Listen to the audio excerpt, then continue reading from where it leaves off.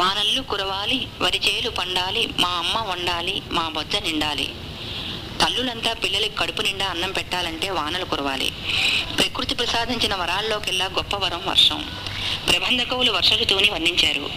పృథివీ ప్రాంగణాలకి పచ్చసాలు వారు నిమ్మని అడుగుతూ ఆషాఢలక్ష్మిని వర్ణించారు అబ్బూరివారు. వాన అమూల్యమైనది, అందుకే అది వానదేవుడైంది. మనిషి చేసే పూజలు అందుకుంటున్న ఈ వానలు అతనికి ఏమి వరాలు ఇస్తున్నాయి? గ్రీష్మంలో కురిసే వానలు సేద తీరుస్తాయి. వసంతంలో వానలు జలస్థరాలని మళ్లీ నీళ్లతో నింపుతూ భూజలాలని పరిశుభ్రపరుస్తాయి. శారదంలో పడే వాన గాలిని శుద్ధి చేస్తుంది.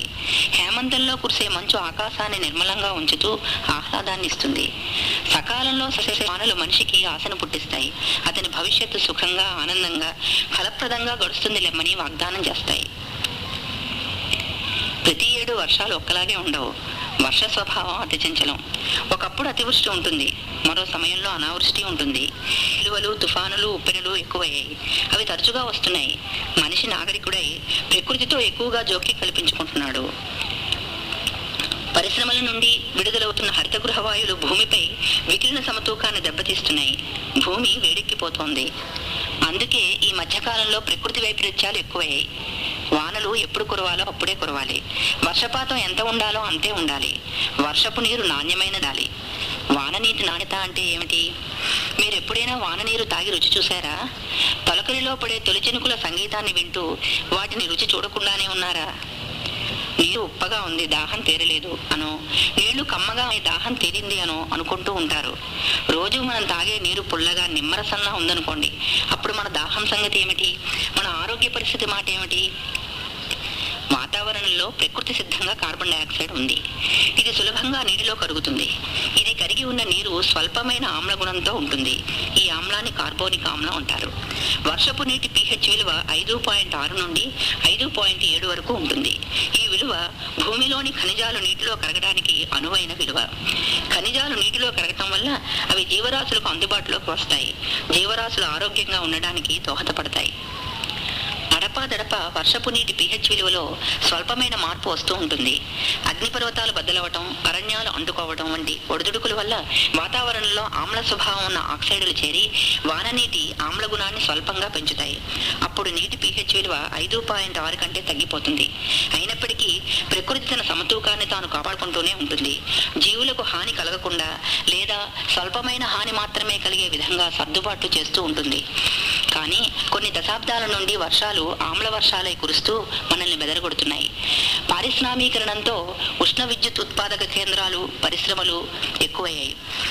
అవి రోజుకి కొన్ని వేల టన్నుల నైట్రోజన్ ఆక్సైడులను, సల్ఫర్ ఆక్సైడులను గాలిలోకి విడుదల చేస్తున్నాయి. ఈ ఆక్సైడులు వాతావరణంలో కాంతి చర్యలలోనూ, ఉత్ప్రేరక చర్యలలోనూ పాల్గొని నైట్రస్ ఆమ్లంగా, సల్ఫ్యూరిక్ ఆమ్లంగా మారిపోతాయి. ఈ ఆమ్లాలు వాతావరణంలోని తేమతో కలిసి వర్షపు నీటి చుక్కలుగా అవక్షేపితాలవుతున్నాయి. ఆమ్లాలు వర్షాలై కురుస్తున్నాయి. ఆమ్ల వర్షాల వల్ల నీటి pH విలువ తగ్గిపోతుంది. నదులు, తటాకాలు, చెరువులు మొదలైనవి నీటి కాలుష్యానికి గురి అవుతాయి. భూసారం తగ్గుతుంది. మొక్కలకు కావలసిన పొటాషియం వంటి పోషక పదార్థాలు మట్టి నుండి నిక్షాళనం అయిపోతాయి. రైతన్నకు స్నేహితులైన వానపాములు చచ్చిపోతాయి. విత్తనాలు మొలకెత్తవు, మొక్కలు పెరగవు. చేపలలో పునరుత్పత్తి శక్తి తగ్గుతుంది.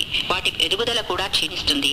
అధిక ఆమ్లగుణం ఉన్న నీటిలో చేపల గుడ్లు పొదగబడడానికి అనుకూలత ఉండదు. చేపల సంతతి నశిస్తుంది.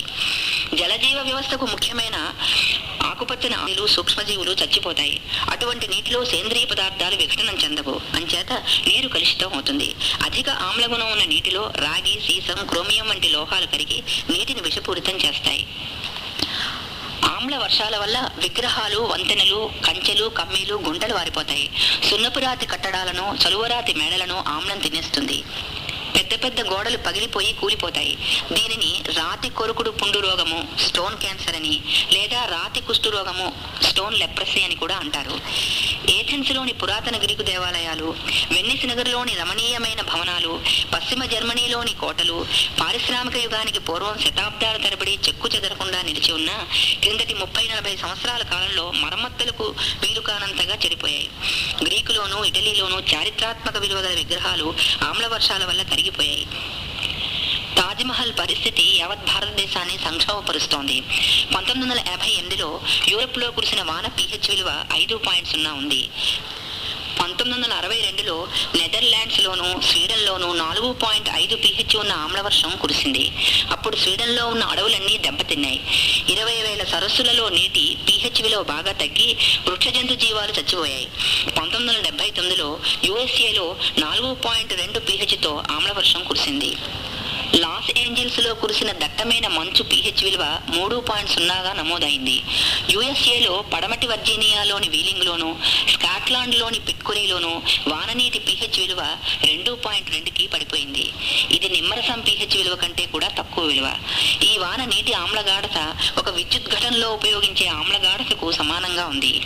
ఆమ్లవర్ష దుష్ప్రభావం ఏ మేరకు ఉంటుంది అనే అంశం ఆమ్లవర్షం కురిసిన ఆ ప్రాంతపు జంతు వృక్ష జీవాలను బట్టి, స్థలాకృతిని బట్టి, అక్కడ శీతోష్ణ స్థితిని బట్టి, భౌగోళిక తీరుతెన్నులను బట్టి, అక్కడ జరిగే కార్యకలాపాలను బట్టి నిర్ధారితమవుతుంది. గాలి వాటాన్ని బట్టి కూడా ఉంటుంది. మిడ్వెస్ట్లోని పారిశ్రామిక వాడల నుండి వెలువడుతున్న గాలి కాలుష్యాలు న్యూయార్క్లోని ఎడిరండాక్ దగ్గర ఆమ్లవర్షాలుగా కురుస్తాయి. అక్కడి మడుగులను కలుషితం చేసి భూసారాన్ని తగ్గిస్తాయి. యూకే, జర్మనీల నుండి వాయు కాలుష్యాలు ప్రయాణమై స్వీడన్ చేరి అక్కడ ఆమ్లవర్షాలుగా మారుతాయి.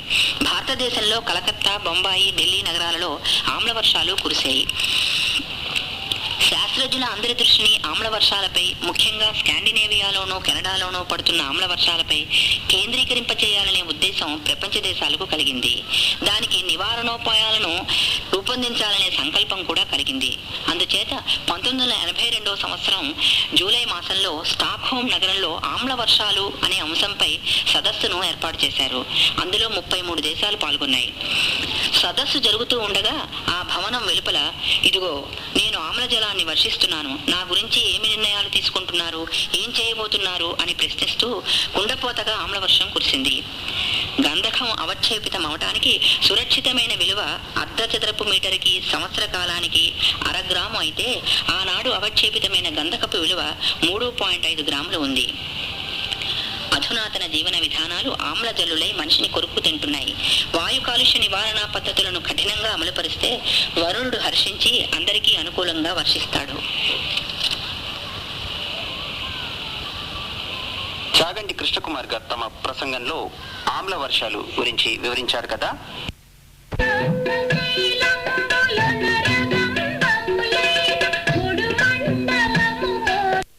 అది నీటి ద్వారా కాలుష్యం వస్తుందండి.